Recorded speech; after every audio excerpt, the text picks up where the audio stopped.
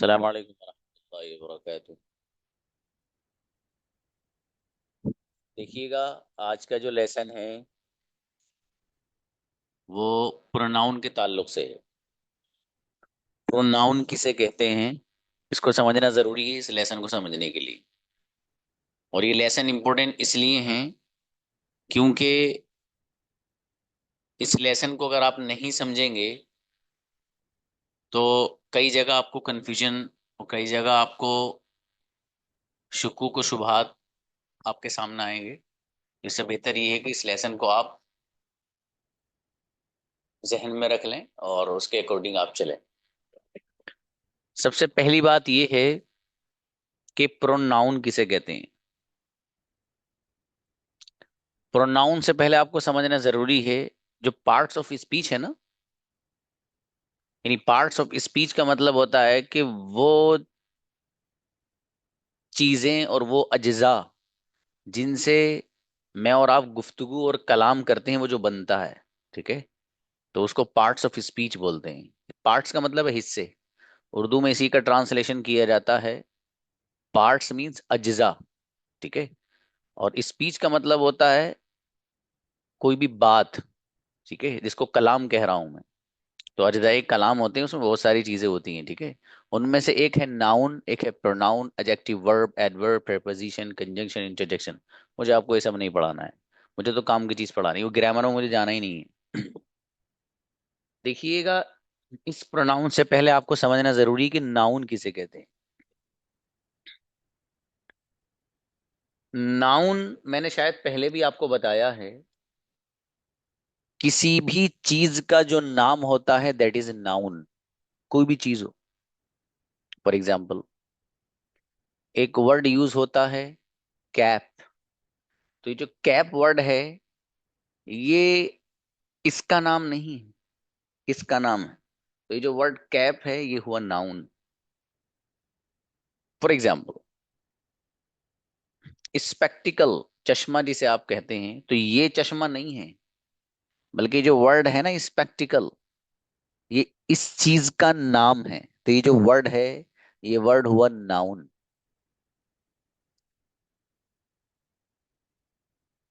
इसी तरीके से एक वर्ड आपके सामने, फॉर एग्जाम्पल ये नजर आ रहा है, मेरा ये इंटरेक्टिव पैनल, ये आपको पैनल मेरे आपको नजर आ रहा है। तो ये जो वर्ड है पैनल, ये इस चीज का नाम है जिसको आप पीछे देख रहे हैं, ठीक है।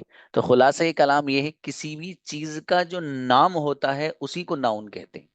और मैंने इसके बारे में एक चीज और बताई थी कि बड़ी आसान सी इसकी डेफिनेशन ये है कि जितनी भी चीजें आपको नजर आती हैं सब नाउन है। इसी नाउन को उर्दू में इस्म बोला जाता है, इस्म उर्दू में बोलते हैं। बहरहाल आप हैं, किसी का भी नाम ले लूं, फॉर एग्जाम्पल मेरे सामने शामिल नजर आ रहे हैं मुझे। तो ये जो वर्ड है शामिल, ये मेरा नाम नहीं है, मैं शामिल नहीं हूं।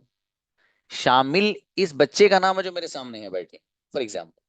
तो ये जो वर्ड है ये इनका नाम है, और किसी भी चीज का जो नाम होता है वही नाउन होता है। तो जो शामिल वर्ड है नाउन हो गया, ठीक है। इसी तरीके से जकरिया है वर्ड, तो आप जकरिया नहीं है, मैं शामिल की तरफ अगर इशारा करूं तो ये जो वर्ड है जकरिया, ये इस बंदे का नाम है जो यहाँ खड़ा है। तो अब जाहिर है, तो ये जो वर्ड है जब इसका नाम हुआ तो किसी भी चीज का या किसी भी बंदे का जो नाम होता है वही नाउन होता है, इसलिए जकरिया नाउन है। सिंपल। जब आपको ये समझ में आ गया कि नाउन किस बला का नाम है, तो अब आप ये भी समझ लीजिए कि प्रोनाउन किसे कहते हैं। देखिए, प्रोनाउन की बड़ी आसान डेफिनेशन मैं आपको बताने जा रहा हूँ। नाम, नाउन के बारे में तो मैंने भी आपको ये बताया कि किसी भी चीज का या किसी भी बंदे का, किसी भी शख्स का जो नाम होगा वो नाउन होगा, ठीक है। क्लियर। प्रोनाउन किसे कहते हैं, जो लफ्ज, जो वर्ड नाउन की जगह आता है वो प्रोनाउन होता है। फिर सुन लो, सिर्फ प्रोनाउन किसे कहते हैं। जवाब, जो लफ्ज या जो वर्ड नाउन की जगह आता है वो प्रोनाउन होता है। The word which is used instead of a noun is called pronoun. Example से समझिए भाई साहब। एग्जाम्पल है, फॉर एग्जाम्पल, इनका नाम चूंकि छोटा है, मैं शामिल का ही नाम लिखता हूं। मैं यहां एक सेंटेंस लिख रहा हूं। शामिल इज अ स्टूडेंट। शामिल के बारे में मैंने आपसे ये कहा, शामिल एक स्टूडेंट है। अभी पूरी बात नहीं हुई। अब मैं बताना ही चाह रहा हूं कि शामिल एक स्टूडेंट है, वो इंग्लिश बोलते हैं। तो मैं कहूंगा ही स्पीक्स इंग्लिश। ठीक है जी। अभी मैंने एक एग्जाम्पल आपको दिया है। इस एग्जाम्पल में ये जो वर्ड है यहां पर, ये है भाई आपका नाउन। शामिल नाउन क्यों है? क्योंकि भाई एक बंदे का नाम है, और किसी भी चीज का, किसी भी बंदे का जो नाम होता है वो नाउन होता है, इसलिए शामिल नाउन है। क्लियर? ये समझाना नहीं है मुझे, ये तो वैसे ही बता दिया, असल आ गया है। अभी मैंने आपको बताया प्रोनाउन किसे कहते हैं। मैंने अभी आपको जबानी इसकी डेफिनेशन ये बताई थी कि जो लफ्ज, जो वर्ड नाउन की जगह आता है वो प्रोनाउन होता है। जैसे इस एग्जांपल को देखो, शामिल इज ए स्टूडेंट, शामिल एक स्टूडेंट है, वो इंग्लिश बोलते हैं, या वो इंग्लिश बोलता है, थोड़ा बेअदब होकर बोले लेता हूँ, वो सोचेंगे सर मुझे वैसे ही बोल रहे हैं। वो इंग्लिश बोलता है। तो मेरे भाई वो इंग्लिश बोलता है, तो ही कौन? जब मैंने कहा वो, मतलब ये हुआ कि ये जो भाई साहब यहाँ नाउन बन रहे हैं शामिल, ये इस शामिल जो वर्ड है जो कि एक नाउन है, इस नाउन की जगह ये वर्ड यूज हो रहा है ही, इसलिए ही क्या हुआ? प्रोनाउन। और प्रोनाउन किसे कहते हैं? जो वर्ड किसी नाउन की जगह आता है, दैट इज प्रोनाउन। इसलिए ही यहाँ पर प्रोनाउन। किसी लड़की का नाम फर्ज किया जा सकता है यहाँ पर। ठीक है। For example Anjum. अंजुम मुझे दिख रही है चूंकि, इसलिए तो अंजुम के बारे में कहूँ कि Anjum is a student. Anjum एक स्टूडेंट है। ठीक है। तो अंजुम यहाँ पर क्या हुआ? नाउन। क्यों? क्योंकि एक बंदी का नाम है, और जो लफ्ज किसी का नाम हो उसी के बारे में कहा जाता है कि भाई साहब ये नाउन है, इसलिए अंजुम नाउन है। क्लियर? अब मुझे कहना कि अंजुम इज ए स्टूडेंट, अब ही की जगह मैं वर्ड इस्तेमाल करता हूँ शी, क्योंकि लड़की के लिए शियारा भी आप आगे तफसील से पढ़ने वाले हो इसे। ठीक है। अब यहां मैंने कहा शी स्पीक्स इंग्लिश, वो इंग्लिश बोलती है। तो शी कौन है? ये शी वही नाउन है जो यहाँ पर है अंजुम।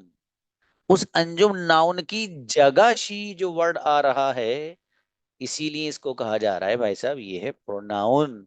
और प्रोनाउन वही वर्ड, वही लफ्ज होता है जो नाउन की जगह आता है। और नाउन की जगह क्या आ रहा है? शी। तो शी क्या हुआ? प्रोनाउन। क्लियर? बहरहाल, अब जरा अगली दुनिया में चलते हैं। अब देखिएगा, जो प्रोनाउन है वो, उसकी मैं 3 स्लाइड्स मैंने बनाई हैं। ठीक है। पहली स्लाइड देखें आप।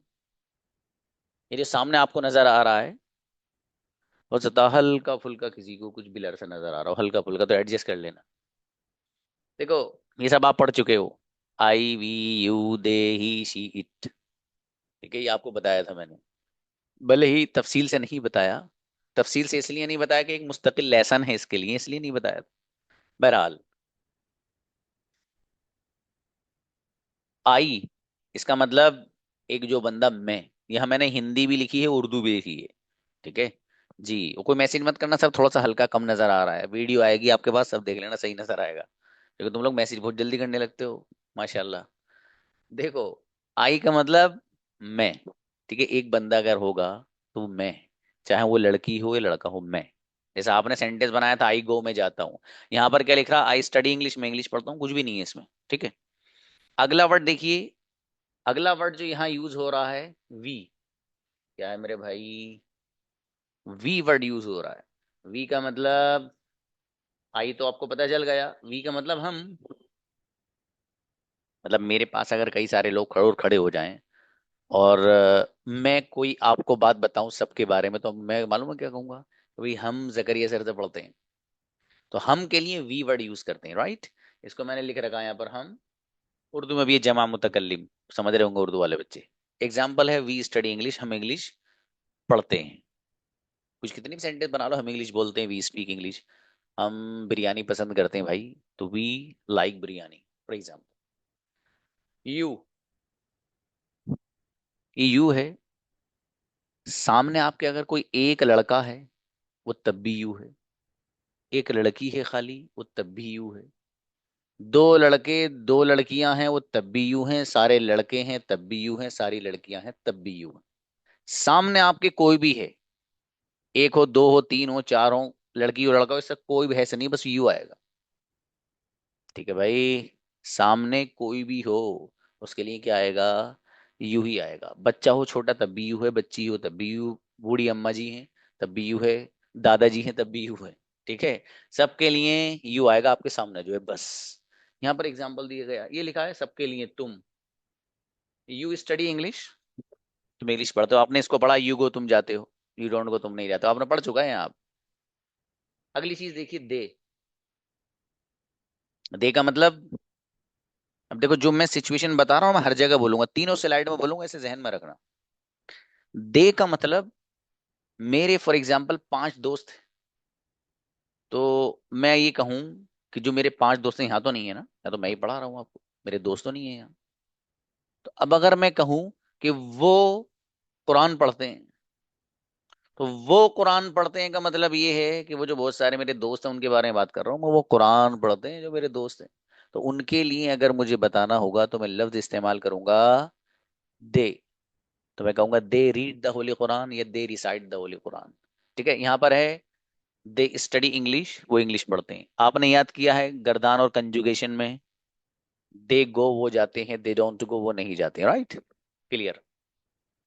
अगला देखिएगा, अगला वर्ड आपको यहाँ नजर आ रहा है, ही।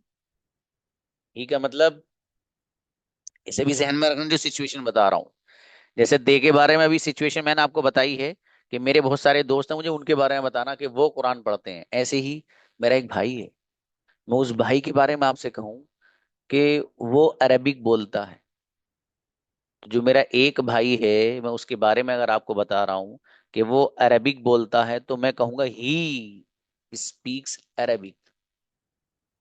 मेरा जो एक भाई है, और वो एक ही है, मुझे उसके बारे में बताना, तो मैं कहूंगा ही स्पीक्स अरबिक। वो अरबिक बोलता है। अब इसको आपने याद किया, कंजुगेशन में ही गोज वो जाता है, ही डजंट गो वो नहीं जाता है, डैसी को, ठीक है, वो याद किया है आप। यहाँ पर एग्जाम्पल क्या है? ही स्टडीज इंग्लिश, वो इंग्लिश पढ़ता है। देखो कहीं कहीं पर ही के साथ ई एस भी आ रहा है, और कहीं ऐसा आ रहा है, कहाँ एस और कहाँ ई एस आएगा, ये भी आपको मैं जल्दी से पढ़ाने वाला हूँ, ठीक है। जो अहम चीजें हैं वो मैं अब इंशाल्लाह आपकी वो कवर करा के, फिर सिर्फ प्रैक्टिस प्रैक्टिस बाकी भाई, ठीक है, आपको प्रैक्टिस ही करानी है फिर मुझे, इंशाल्लाह। अगला वर्ड देखें भाई साहब, ही। अभी तक मैंने ही के बारे में बताया था कि मेरा एक भाई है, उसके बारे में बताया था कि वो अरबिक बोलता है। तो मैंने सेंटेंस बनाया था, ही स्पीक्स अरबिक के। अब मुझे ये कहना है, मेरी फॉर एग्जांपल एक बहन है, मैं यूं कहूं कि वो खाना बनाती है, तो मैं कहूंगा शी कुक्स फूड। शी कुक्स फूड, वो खाना बनाती है। तो एक अगर कोई लड़की होगी, जैसे मैंने अपनी सिस्टर यहाँ पर फर्ज किया है, तो वो शी है। और जो मेरा भाई है एक, जो अरबिक बोलता है, वो ही है। ठीक है। इसी शी को आपने याद किया, शी गोज वो जाता है, शी डजंट को वो नहीं जाता। क्लियर।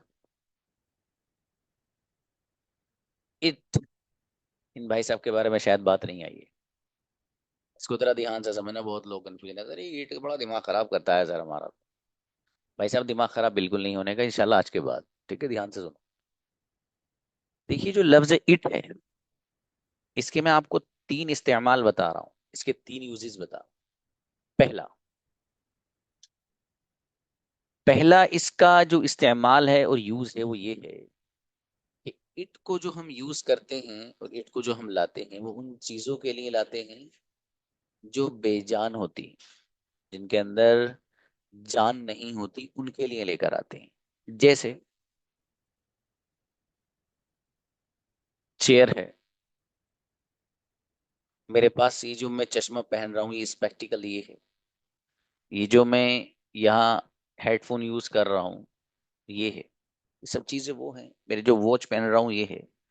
ये सब वो चीजें हैं कि जिनके अंदर जान नहीं है, जो बेजान है। तो अब इस तरह की बेजान चीजों के लिए भी हम इट का यूज करते हैं। एक बात।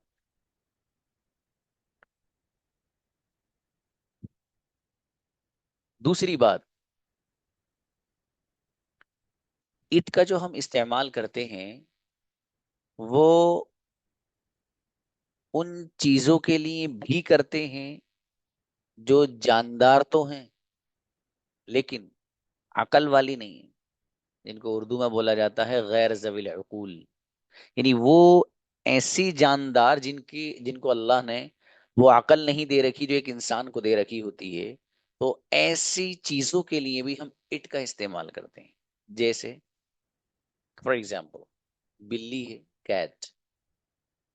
इसी तरीके से घोड़ा है, हॉर्स। इसी तरीके से डॉग है।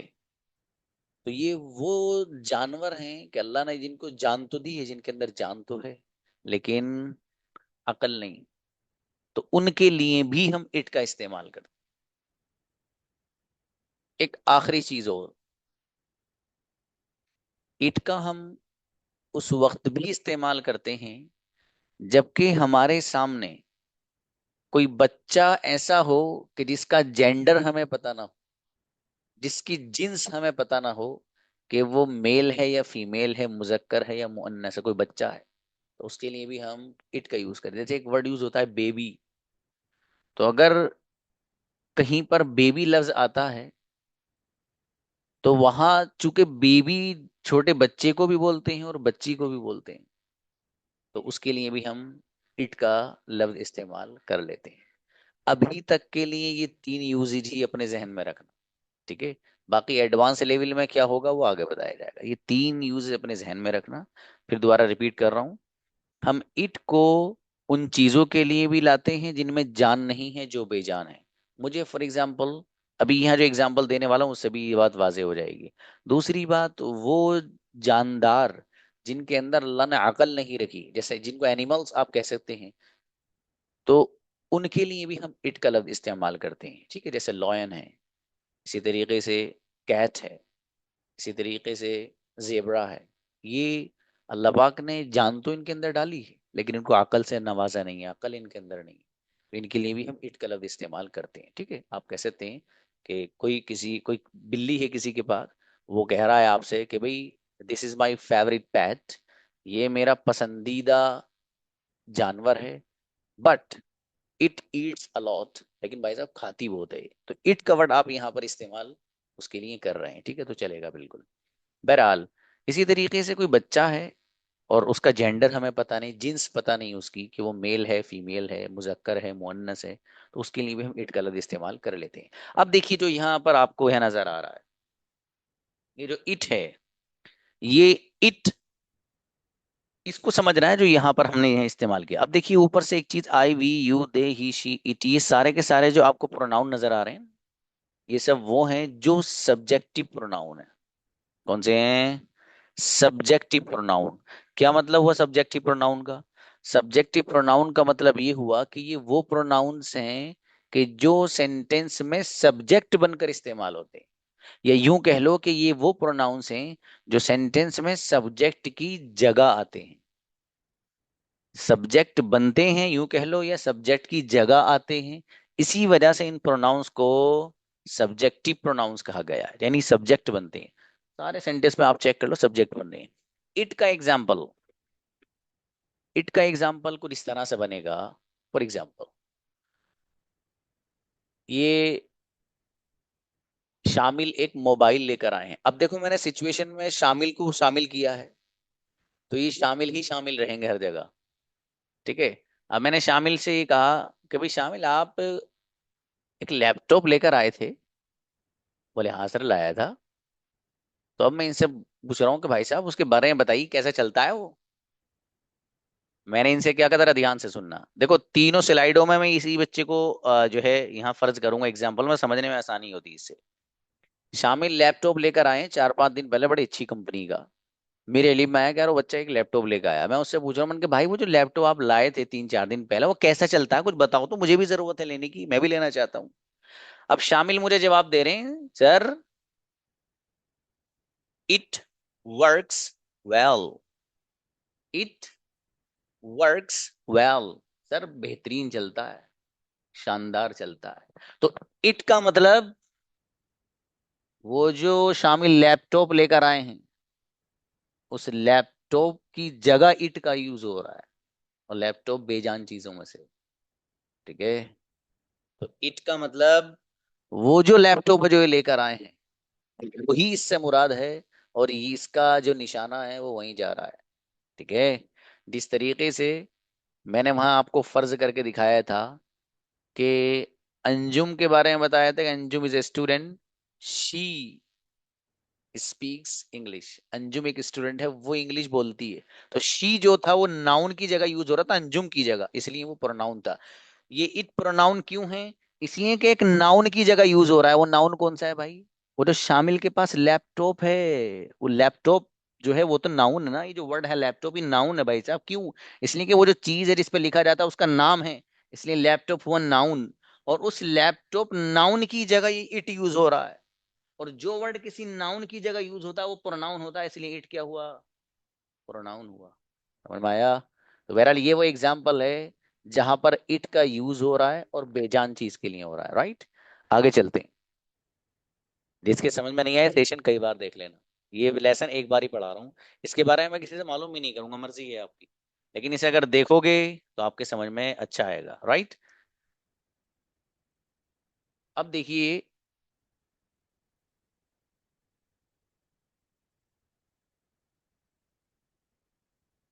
दूसरी स्लाइड पे आ जाइए भाई। ये सारे के सारे वो प्रोनाउंस हैं जिनका नाम रखा गया है पजेसिव प्रोनाउन। पजेसिव प्रोनाउन, ये कौन से प्रोनाउन है भाई साहब, पजेसिव प्रोनाउन कौन से होते हैं, शॉर्ट में बता रहा हूँ। पजेसिव प्रोनाउंस वो प्रोनाउंस होते हैं कि जिनके जरिए ताल्लुक और रिलेशन बताया जाता है। जिनके जरिए ताल्लुक या रिलेशन बताया जाता है किसी भी चीज से, किसी भी बंदे से। फॉर एग्जाम्पल कहते हो ना मेरा भाई, तो मेरा भाई, तो मेरे के लिए आप लफ्ज क्या लाते हो, माई। माई ब्रदर, मेरा भाई। तो उस भाई से जो ताल्लुक है उसको किस लफ्ज के जरिए बता रहे हो आप भाई साहब, माई के। इसलिए माई क्या हुआ, पजेसिव प्रोनाउन। तो बहरहाल इनको पजेसिव प्रोनाउन इसीलिए कहा जाता है क्योंकि ये ताल्लुक को बयान करने के लिए आते हैं। किसी भी चीज का किसी से जो ताल्लुक होता है उसको बयान करने के लिए इनको इस्तेमाल किया जाता है, इसलिए इनको पजेसिव प्रोनाउन कहा जाता है। अगली बात देखिए यहाँ पर क्या है। सबसे पहले है माई और माइन। माई और माइन, जरा ध्यान से सुनना भाई, एक एक बार ही बताऊंगा चूंकि मुझे अगली स्लाइड भी देनी, टाइम कम है।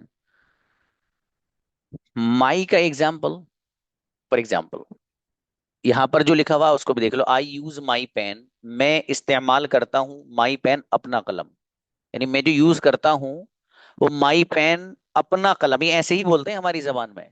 अगर आप इसका वर्ड टू वर्ड ट्रांसलेशन करने लगो, आई यूज मैं इस्तेमाल करता हूँ माई पेन, मेरा पेन, मतलब इस तरह बोलते हैं कि मैं इस्तेमाल करता हूँ मेरा पेन, नहीं बोलते ना। ये बोलते हैं कि मैं इस्तेमाल करता हूँ अपना पेन, लेकिन माई ही आएगा।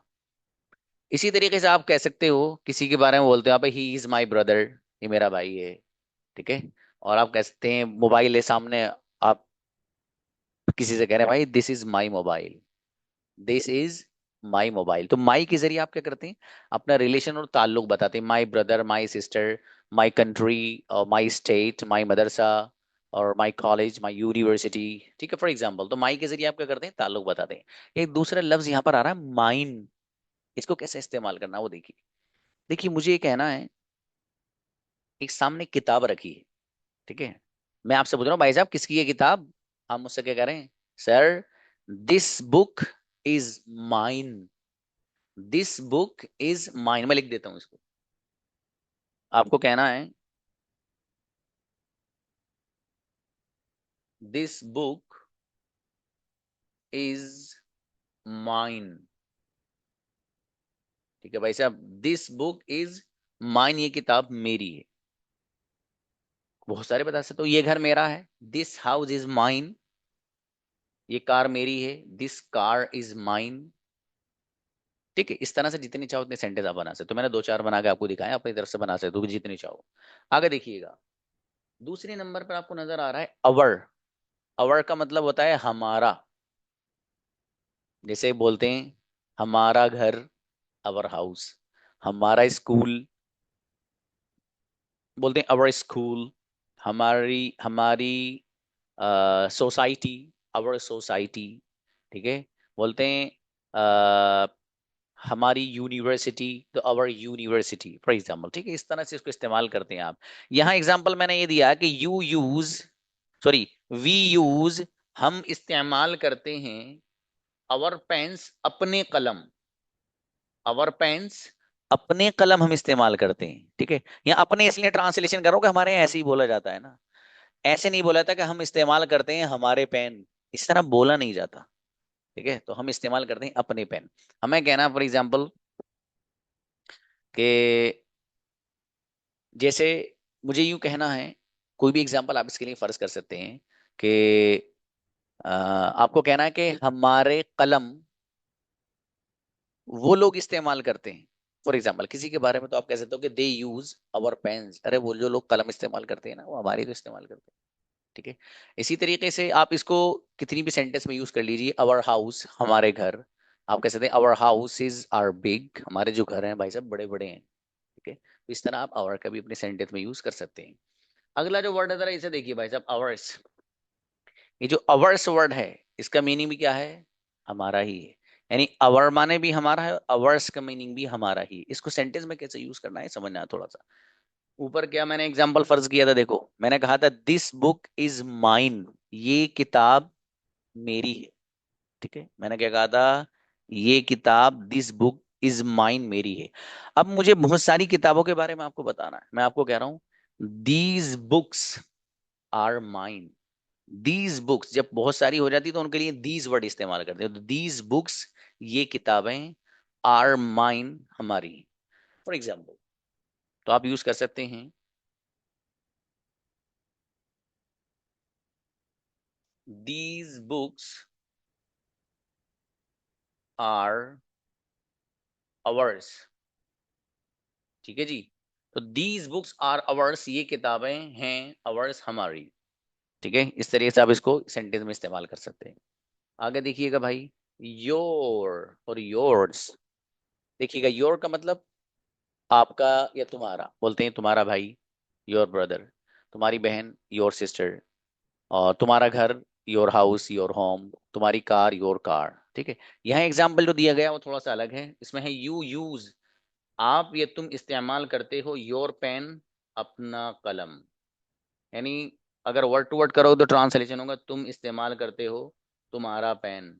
ऐसा बोला नहीं जाता है लेकिन ना, तुम इस्तेमाल करते हो अपना पेन, ऐसे ही बोला जाता है बहरहाल। तो your brother, your sister, your mother, और जी योर हाउस, योर क्लास, सब ये आप इस योर के जरिए अपना रिलेशन बता दें किसी भी चीज के जरिए। ठीक है, बोलते हैं कि भाई your brother speaks English well, आपका भाई इंग्लिश बहुत अच्छी बोलता है। Your brother speaks English well, आपका भाई इंग्लिश गजब बोलता है। फॉर एग्जाम्पल देखिए, यहाँ जो लफ्ज आया है योर्स, बिल्कुल सेम वही एग्जाम्पल बनेगा जो ऊपर वाला है। एक सामने कोई किताब रखी है, उसके बारे में कोई बंदा मुझसे कह रहा है कि भाई मेरी किताब कहाँ है भाई। तो मैं उससे कह रहा हूँ भाई साहब परेशान क्यों हो रहे हो, ये किताब आपकी है। तो मैं कहूंगा this book is yours, this book is yours. जैसे दिस बुक इज, यहां पर था माइन, इसकी जगह योर्स रख दो। दिस बुक इज योर्स, ये किताब आपकी, परेशान मत हो, ये है। तो इस तरीके से आप योर्स का भी इस्तेमाल अपने सेंटेंस में कर सकते हैं। आगे देखिएगा, देयर और देयर्स। देयर का मतलब, वो जो मैंने इससे पहले स्लाइड में आपको अपने दोस्त फर्ज किए थे कि वो कुरान की तिलावत करते हैं, जब आपने सेंटेंस बनाया था दे रिसाइट द होली कुरान, तो अब जैसे वो बहुत सारे हैं उन्हीं के लिए आ रहा देयर, बोलते हैं उनके भाई। मुझे मेरे सारे दोस्त थे, मैं उनके बारे में बात कर रहा हूँ आपसे। तो मैं कहूंगा उनके घर, तो देयर हाउसेज। उनकी कारें, देयर कार्स। उनके अखलाक, देयर मैनर्स। उनका खानदान या उनकी family, their families, for example. समझ में आ रहा है? तो इस तरीके से हम देयर का भी इस्तेमाल करते हैं। यहाँ पर एग्जाम्पल दिया गया है, दे यूज, वो इस्तेमाल करते हैं देयर पेन्स, अपने कलम। ठीक है, वो इस्तेमाल करते हैं देयर पेन्स, अपने कलम। इस तरह बोलते हैं हमारी जबान में। बहरहाल, यहाँ पर एक रह गया देयर्स। अब देयर्स का सेम एग्जाम्पल वही बनेगा जो मैंने यहाँ पर आपको अवर्स का बताया था। बहुत सारी किताबें मेरे सामने रखी, ठीक है, पूरा बंडल रखा है किताबों का। आप पूछ रहे हैं मुझसे, सर ये किताबें किसकी हैं सर? आप जो मेरे सामने किताबें रखी हैं उनके बारे में आप मुझसे पूछ रहे हैं, सर ये किताबें किसकी हैं जो इतनी बहुत सारी आपके सामने हैं? अब मैं आपसे कह रहा हूँ कि भाई ये किताबें, दीज बुक्स आर देयर्स, उनकी हैं। मतलब मैं अपने दोस्तों के बारे में बताना चाह रहा हूँ, पहले सी बात चल रही होगी कुछ ना कुछ। ठीक है, तो मैं अब आपसे क्या कह रहा हूँ, ये जो किताबें रखी इनके बारे में कि दीज बुक्स आर देयर्स, ये किताबें उनकी हैं, यानी अपने दोस्तों की तरफ इशारा कर रहा हूँ, राइट। आगे देखिएगा, हिज। हिज जो हम यूज करते हैं, वो जैसे मैंने इससे पहली स्लाइड में बताया था कि अपने भाई के बारे में उसके लिए आता ही। तो ही तो सब्जेक्टिव प्रोनाउन। जैसे मैंने कहा था कि भाई वो अरबिक बोलता है, तो ही स्पीक्स अरबिक, मैंने एग्जाम्पल दिया था आपको। अब मुझे उसी अपने एक भाई के बारे में आपको ये बताना है कि भाई उसकी कार, तो मैं कहूंगा हिज कार। मुझे एक मेरा भाई है, मुझे ये कहना है कि उसका दोस्त, तो मैं कहूंगा हिज फ्रेंड। मुझे कहना है उसका कलम, तो मैं कहूंगा हिज पेन। मुझे ये कहना है कि उसका अखलाक या उसके अखलाक, तो मैं कहूंगा हिज मैनर्स। मुझे कहना है कि उसका लैपटॉप, तो मैं कहूंगा हिज लैपटॉप। समझ में आ रहा है? तो इस तरीके से हम हिज का इस्तेमाल करते हैं। यहाँ सेंटेंस में क्या है, ही यूजेस, वो इस्तेमाल करता है हिज पेन, अपना ही पेन। वो अपना ही पेन इस्तेमाल करता है। देखो मैं ये जो तर्जमा ट्रांसलेशन कर रहा हूँ, ये मैं अपनी जबान के एतबार से कर रहा हूँ। मैं हमारी जबान में ऐसे ही बोला जाता है कि वो अपना कलम इस्तेमाल करता है, राइट राइट। अब देखिएगा, ही यूजेस, वो इस्तेमाल करता है उसका पेन। अगर आप इस तरह ट्रांसलेशन करो तो गड़बड़ हो जाएगी। इस तरह अगर आप ट्रांसलेशन करेंगे तो गड़बड़ हो जाएगी। आपको कहना पड़ेगा कि ही यूजेस, वो इस्तेमाल करता है हिज पेन, अपना पेन। ठीक है, जबकि पेन भी उसी का है। पेन अगर किसी और बंदे का हो तो एक अलग बात है, लेकिन चूंकि हम तो वही एग्जाम्पल फर्ज कर रहे हैं कि उसी बंदे की वो चीज भी। ठीक है, बहरहाल, तो हिज जो लेकर आते हैं, जैसे मैंने अभी आपको बताया, अपना एक भाई था मेरा, उसको फर्ज करके मैंने आपको समझाया, इसलिए मैंने कहा कि तीनों स्लाइड में उसी को रखूंगा, इसलिए बहुत ध्यान से। अब देखिए हर और हर्स, इसका मीनिंग भी सेम वही है जैसे इससे पहले स्लाइड में मैंने शी के बारे में अपनी सिस्टर को फर्ज किया था कि वो खाना बनाती है। तो मैंने कहा था आपसे, शी कुक्स फूड, वो खाना बनाती है।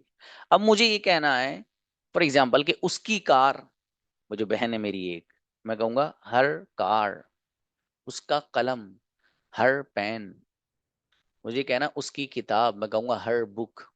तो इस तरीके से आप इसका भी इस्तेमाल कर सकते हैं। ठीक है, यहाँ एग्जाम्पल दिया है, शी यूजेस, वो इस्तेमाल करती है हर पेन, अपना कलम, राइट। वो इस्तेमाल करती है हर पेन, अपना कलम। ये नहीं करेंगे कि वो यूज करती है उसका कलम, क्योंकि उसको कलम भी उसी का है ना, तो उसका कलम नहीं, वो इस्तेमाल करती है अपना कलम। ऐसे ही बोलते हैं हमारी जबान में, इसलिए वही ट्रांसलेशन करूँ, कंफ्यूज मत होना। यहाँ लफ्ज एक और है, दैट इज हर्स। ये जो हर्स है, इसका भी सेम वही एग्जाम्पल जो सबसे पहले हमने बनाया था वो आप बना सकते हैं। सबसे पहले जो एग्जाम्पल हमने बनाया था वो ये बनाया था,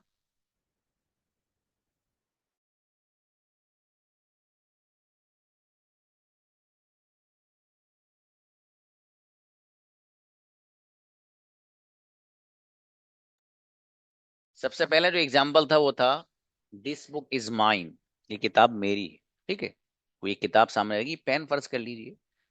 तो अभी इस पेन के बारे में मुझे बताना है आपसे कि ये उसका है, यानी मेरी ये जो बहन की बात चल रही है, तो मैं कहूंगा this pen is hers, this pen is hers, ये पेन उसका है। अब किसी के जहन में आ सकता है कि सर अभी तक सबके साथ ही आया है, माई के साथ माइन आ गया, अवर के साथ अवर्स आ गया, योर के साथ योर्स आ गया, और देयर के साथ देयर्स आ गया, लेकिन ये ही इसको कहते छोड़ दिया बेचारे को। भाई साहब इसके अंदर पावर है, चुके ये अकेला ही काम करेगा, ठीक है, तो इसके साथ नहीं आता है, ठीक है। वो बस सीधी सीधी बात है, इस जबान अंग्रेजों की भैया, वो जैसे जिस वर्ड को यूज करते हैं, जैसे करना वैसे ही हमें करना, सीधी सीधी बात। 100 बातों की एक बात। आगे देखिएगा, लास्ट वर्ड यहाँ आपको नजर आ रहा है, देखो ये फिर आ गए कि अगली स्लाइड में भी आएगा, भाई साहब छोड़ेगा नहीं आपका पीछे, क्योंकि आप ज्यादा इसके चक्कर में रहते हो ना, इसलिए इसने भी सोचा कि पीछे छोड़ूंगा ही नहीं आगे। बहरहाल, ये जो लफ्ज यहाँ यूज हो रहा है इट, एक मिनट दीजिएगा बस।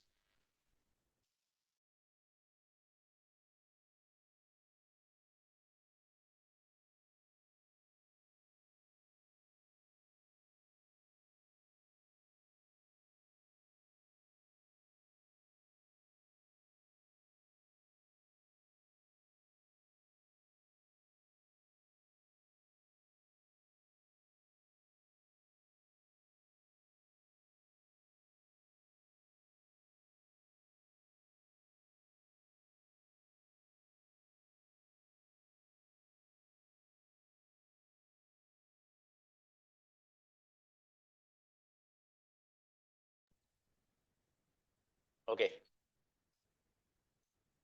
तो देखिएगा ये जो इट यहाँ यूज हो रहा है, ये इट यहाँ पर ताल्लुक और रिलेशन बताने के लिए इस्तेमाल हो रहा है, ठीक है। जैसे वही एग्जांपल जो पहले दिया था शामिल के बारे में, उसके बारे में बच्चे से मैंने पूछा कि भाई लैपटॉप आपका जो खरीद कर लाए हो आप, कैसे चलता है, उसकी क्वालिटी के बारे में मुझे कुछ बताइए। अब ये बंदा मुझसे कह रहा है कि सर आप उसकी क्वालिटी पूछ रहे हैं।